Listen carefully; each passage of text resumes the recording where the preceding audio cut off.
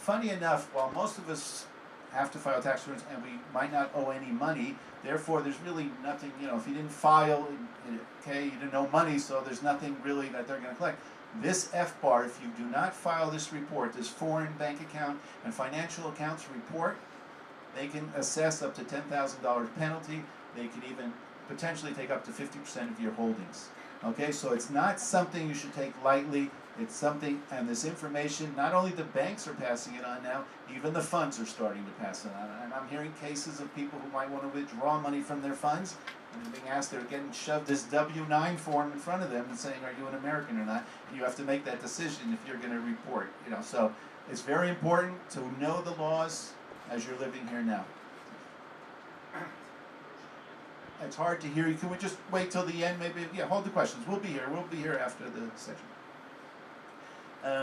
As you can see, worldwide, they've collected $6 billion. They assessed Bank Leumi to the tune of maybe $1 billion shekels. Credit Suisse in Switzerland. They're coming, okay? And the information is being passed. By the way, the FBAR is only U.S. citizens, green card holders. It does not apply to, many of you might marry a spouse, an Israeli spouse. It only applies to the Americans or the green card holders. Okay, just some information on the FBAR reporting. Most of you know from America, you used to file your taxes by April 15th. Here, automatically you have an extension till June 15th.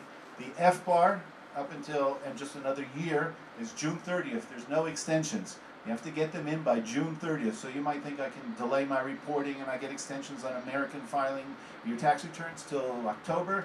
This has to be in by June 30th every year. Okay? We'll talk about the new change in the deadlines. Okay. The FATCA. Okay, that's additional reporting. If the FBAR is the Department of the Treasury, it's a separate report that you have to do. The Foreign Account Tax Compliance Act is from the IRS, okay? And it's a much higher threshold of reporting. If you're single, reporting alone, then it would be the threshold if you had $200,000 or more. If you were married, it would be $400,000 more. In these accounts outside the United States, you would have to report this additional. Again, there are penalties if you do not report. I'm not going to talk about it a lot.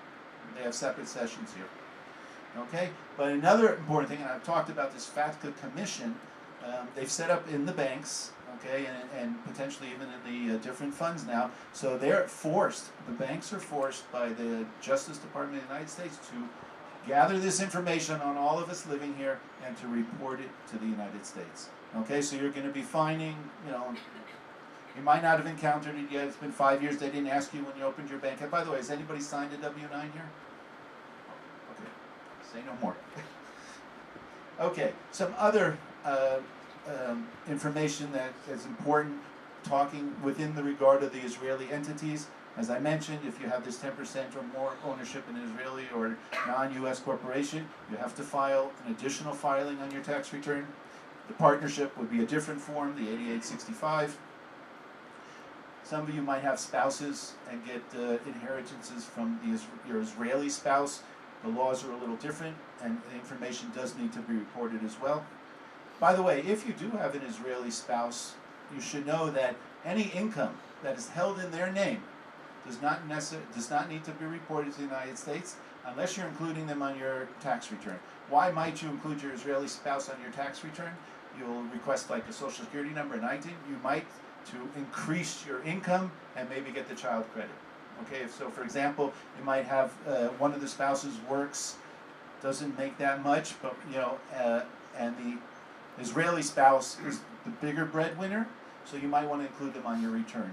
Okay, but if you do, then you need to know that you're opening the door to report for FATCA.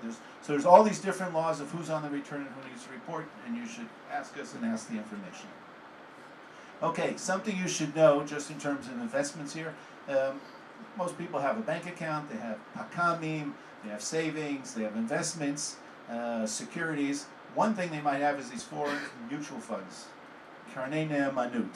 Karnei Ne'emanut are very difficult to report.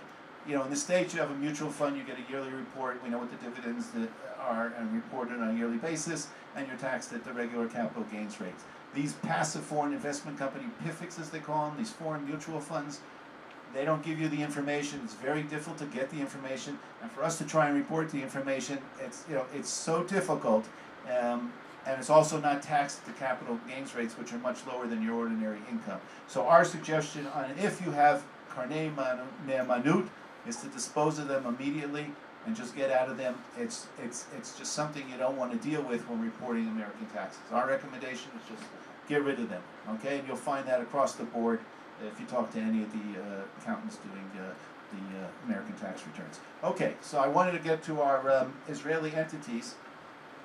We didn't talk about a salaried employee, but this is something to consider when you're looking at being, okay, so most of you are already business owners, so maybe it's not relevant. Okay, but before jumping in, for some of you who have not jumped in and become a business owner, again, being a salaried employee, you do not have to deal with the authorities. You work for a company, you get your tlush, they take care of all the taxes, you do not have to deal with the tax authorities. If you're going to deal with the tax authorities, okay, if you're willing to do that, then these are the different kind of options. Russell ran through them. I won't go through them again. I will say that in an Osek Patur, for example, I do know somebody who had a business, and by being an Osek Patur and not having to charge VAT, they raise their prices, because they're not, when you're working and providing a service to a company, they can exclude the VAT on that side. So if you're a company paying for a service, you'll get back to 17%.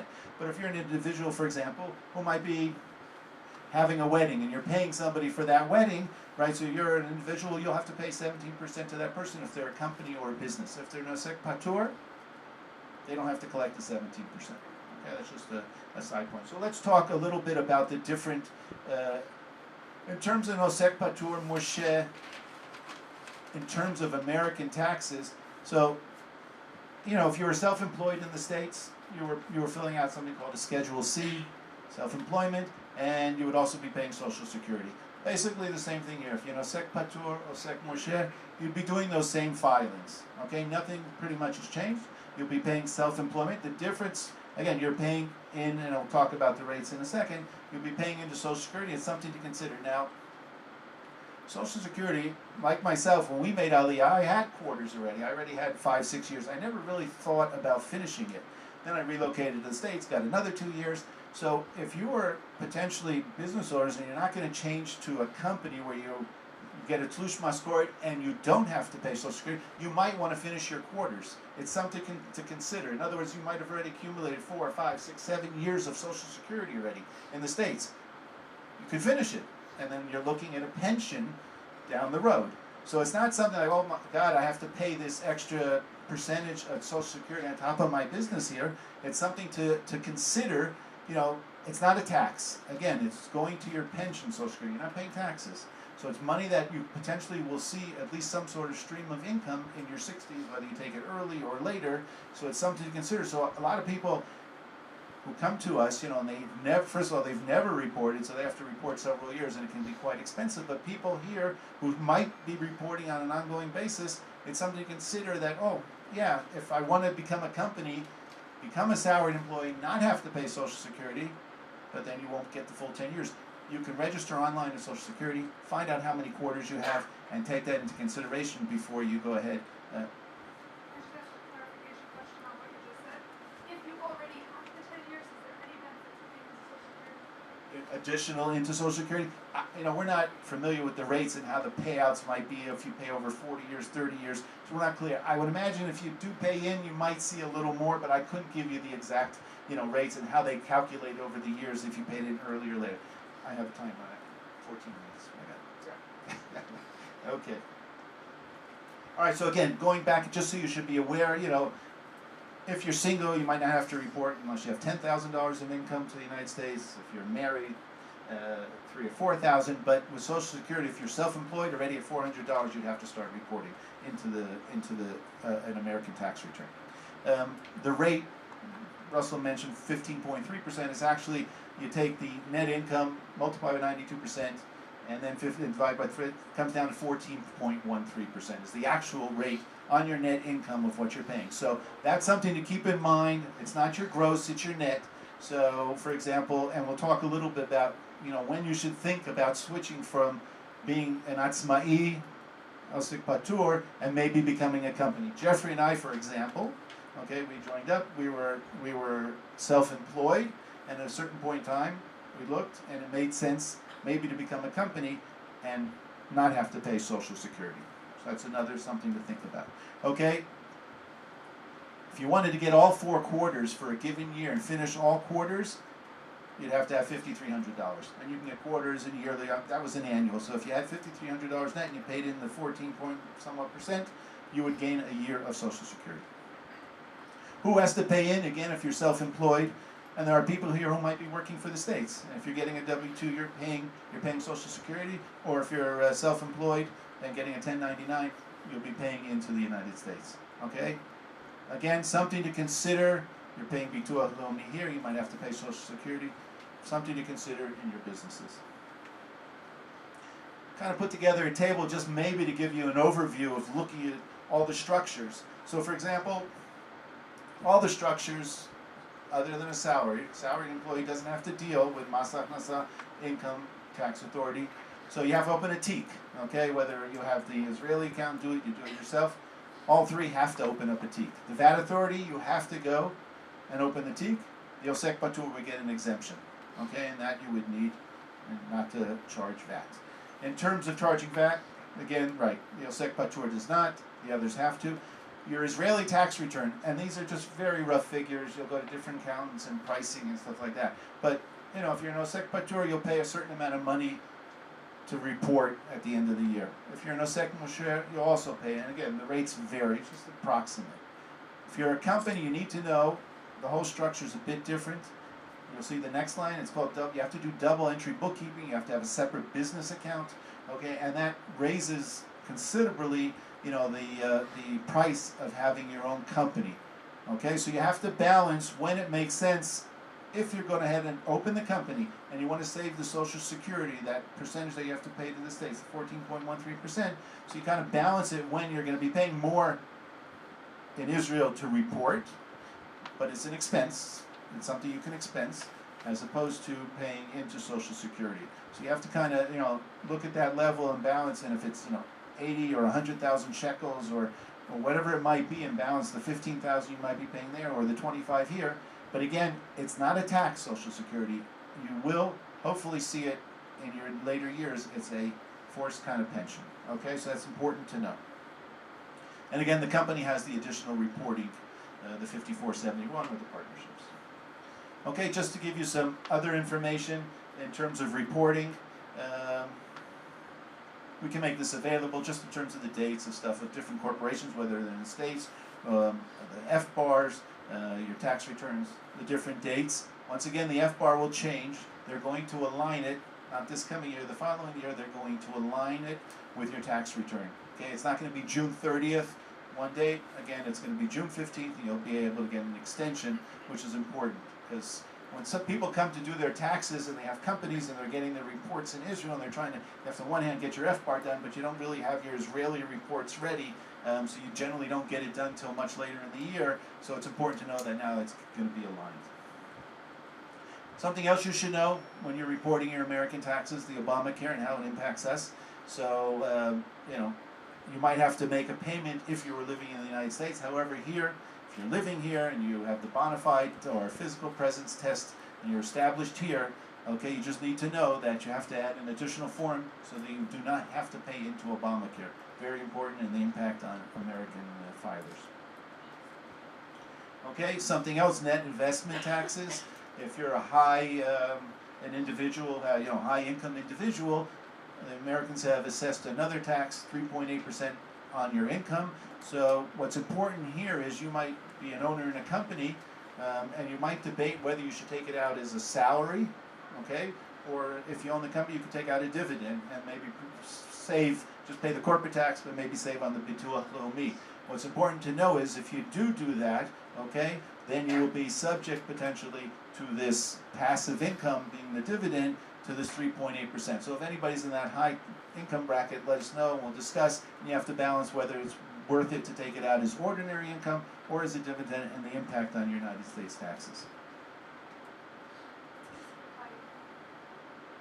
What would be the high, Jeffrey, what would be the threshold? Some are 150,000, some of it's 250,000, depending on each individual. Again, there's no blanket across, right? Everybody has their own situation. For example, when I mentioned you might have pulled out your pension, you might have gotten pitsuim, you might get unemployment. These are all reported to the United States, even though you don't have to pay taxes here. But again, we couldn't tell you exactly how much you would pay. It all depends on your tax bracket in that given year and your other income as a combination on what's the impact on your taxation. Just something else you should know: the higher education credit. I don't know if a lot of people know this, but you probably have children here. They might be going to an accredited school outside the United States. You would get this for schools in the States. For example, if they're in Bar Ilan or IDC or Tel Aviv University or Hebrew University of Jerusalem, there is a credit for education. Even if you don't have any income to report, you could still get this. For example, even the student, if he was an American citizen, could already get this credit reporting by themselves, even if they didn't have income. Something to know. Okay, we've reached the end of our. I just want to thank. My wife used to work at Nefesh, so I'm good friends with Rabbi Fast. I'd like to thank him and Nefesh for this opportunity to speak today. I'd like to thank Shui very much for inviting us and including us here today. Yeah, it looks the same. Okay, just some contact information. If you need us, we have cards afterwards. And again, we're very accessible. That's the key. We really are available for our clients at any time. We give our cell numbers. Contact information if you want. We have cards. Picture. Give me a second. We're gonna send an email. Oh, great. Okay, we've reached Q&A. Thank you very much, everybody. Thank you again. The email that we will send at the end, again, regardless of whether or not you want to receive additional information, the basic review email that we'll send from the seminar will include everyone's contact information. So even if you haven't signed up to receive additional information, you'll get everyone's contact. Let's raise the screen and start taking questions. Hold on, please. We get you guys to sit and make a trip.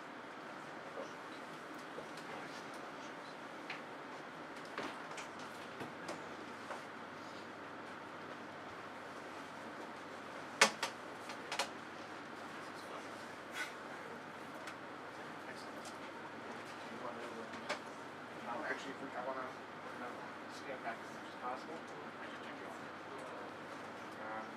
Rachel, can the mic go around? Yeah, we're gonna.